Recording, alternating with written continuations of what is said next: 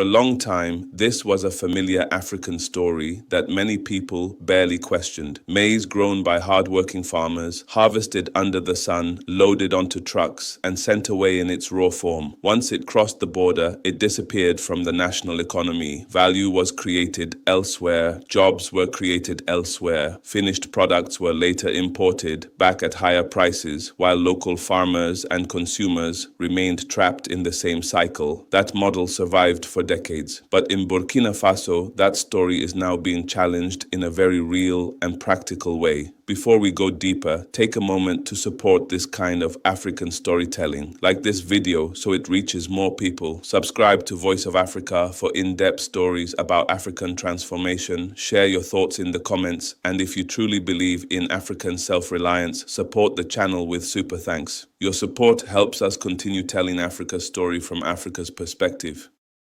What is unfolding today in Burkina Faso is not built on speeches or distant promises.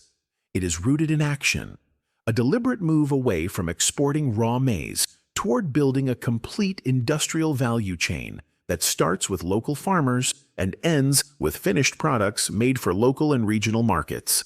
At the beginning, the journey was modest. The company behind this transformation was simply a maize exporter. That was the logic of the system at the time. Grow the crop, sell it raw, and repeat the process. But that system had a hidden cost. Exporting maize meant exporting opportunity. It meant losing industrial jobs, losing skills, and remaining dependent on imports for products that could easily be produced locally. Over time, that reality became impossible to ignore. A decision was made to break with the old pattern and invest in industrialization and transformation. Not halfway and not symbolically, but fully. The goal became clear. Process maize inside Burkina Faso, add value locally, and build an integrated chain that benefits farmers, industries, and families. Today, thousands of hectares are being committed to maize production with a new purpose. This maize is no longer destined only for export markets. It is feeding local factories. It is being transformed into finished products that were once imported. Maize semolina used by breweries is now produced locally. A newly opened brewery can source its inputs from within the country instead of looking outside. Infant flowers that once came from abroad are now manufactured locally using maize grown by Burkina Faso farmers. This is not just production, it is transformation. It is the creation of a full chain, from soil to shelf. This shift matters because agriculture alone cannot guarantee food sovereignty. Without industry, farmers remain exposed to unstable prices and unpredictable demand. Countries remain dependent on imports for basic goods. Industry changes that equation. It connects farmers to stable buyers. It creates jobs beyond farming. It improves nutrition. It strengthens national resilience. That is why industry is no longer optional for Burkina Faso. It is necessary.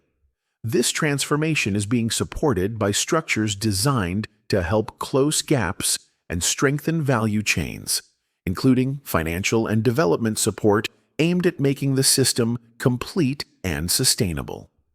The objective is not to create isolated success stories, but to build ecosystems that function efficiently and endure over time. This is why leaders and stakeholders came not just to observe what is happening, but to encourage and congratulate those who chose transformation over convenience. Because what is being built here represents a model that can be replicated across sectors and across the continent. Lyre Industry SA was created with a clear vision. Use productive private investment to help achieve food self-sufficiency and reduce dependence on imports. This vision was never about short-term profit. It was about long-term national impact. It was about proving that African private capital can drive African development when aligned with national priorities. That vision is backed by serious commitment. Approximately 11 billion CFA francs have been invested in building a modern industrial facility equipped with multifunctional, state-of-the-art technology. This is not small-scale processing.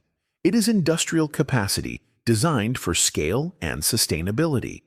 The facility can process up to 160 tons of maize per day at the primary level. At the secondary level, it can transform 12 tons per day into infant flours, cereals, breakfast foods, and soy-based protein snacks. These figures matter because they show intent. This operation is built to serve markets, not to impress visitors. It is built to replace imports, stabilize supply, and meet demand at scale. The product range reflects this ambition. Maize semolina for breweries, maize flour for daily household use, infant flours that support child nutrition, snacks and soy protein products that diversify diets and add value to agricultural output. These products serve both agro-food industries and families, strengthening links across the economy. Quality is a central pillar of this project. Every product undergoes rigorous quality control throughout the production process. Standards are respected at every stage. This is essential because trust is essential. When consumers trust locally produced goods, dependence on imports weakens, confidence grows, demand grows, industry expands. The impact on farmers is equally important. Farmers are no longer producing maize for uncertain export markets, where prices fluctuate and buyers are distant. They are supplying a reliable industrial buyer. This stability changes everything. It allows farmers to plan, invest, and increase production.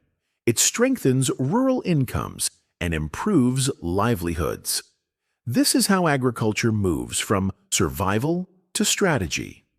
Looking ahead, the ambition grows even stronger. Starting in 2026, AgroServe Industry plans to establish maize and soy cultivation across 3,000 hectares. The goal is to cover 50% of raw material needs internally. This strengthens supply security and deepens the integration between farming and industry. Plans are also in place to distribute AgroServe products in 5 countries across the sub-region by 2026. This positions Burkina Faso not only as a producer, but as a regional supplier of processed food products. Instead of exporting raw crops, the country is exporting value-added goods. Further ambitions include entry into the stock market, increasing transparency and access to capital, and the establishment of an animal feed production unit. This ensures that byproducts are used efficiently and that every part of the agricultural chain contributes to value creation. This is another side of Burkina Faso that deserves attention. A country often discussed only in terms of hardship is quietly building solutions, not through dependency, but through structure, not through charity, but through investment, not through waiting, but through action. This story matters beyond Burkina Faso.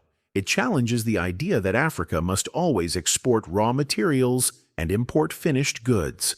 It proves that African farmers can supply African factories, that African factories can meet international standards, and that African markets can sustain African industries. It sends a clear message to Africa's private sector. The future does not lie in exporting raw materials forever. The future lies in processing, manufacturing, and building industries that serve African markets first and regional markets next. The future lies in keeping value at home. Burkina Faso is demonstrating that industrialization is not reserved for the largest economies. It begins with vision. It grows with courage. And it succeeds with commitment and coordination. This story is not just about maize. It is about dignity. It is about food sovereignty. It is about breaking old patterns and replacing them with systems that work for African people. Africa's development will not be imported. It will be built field by field, factory by factory, value chain by value chain. If you believe in this vision of Africa, like this video so it reaches more people. Subscribe to Voice of Africa for more stories of real transformation. Share your thoughts in the comments and support the channel with super thanks so we can continue amplifying African voices and African solutions.